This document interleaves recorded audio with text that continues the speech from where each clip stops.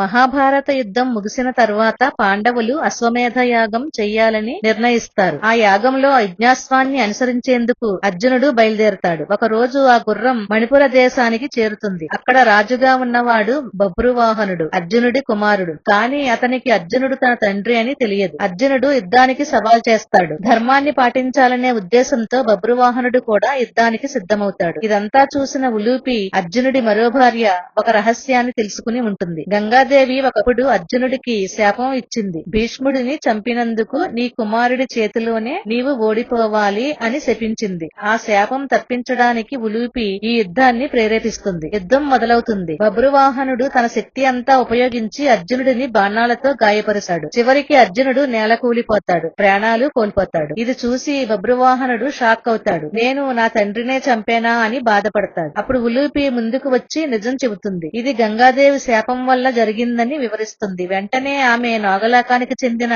సంజీవని మణిని తీసుకొచ్చి అర్జునుడిని తిరిగి బ్రతికిస్తుంది. అర్జునుడు లేచి నిలబడతాడు. తన కుమారుడిని ఆలింగనం చేసుకుంటాడు. గంగాదేవి శాపం కూడా తొలగిపోతుంది. ఈ కథ మనకు చెబుతుంది, కొన్ని సంఘటనలు దురదృష్టంగా కనిపించినప్పటికీ వాటి వెనుక దైవ సంకల్పం ఉంటుంది. చివరికి ధర్మమే గెలుస్తుంది. ఇలాంటి వీడియోల కోసం మా ఛానల్ ను సబ్స్క్రైబ్ చేయండి, లైక్ చేయండి, షేర్ చేయండి.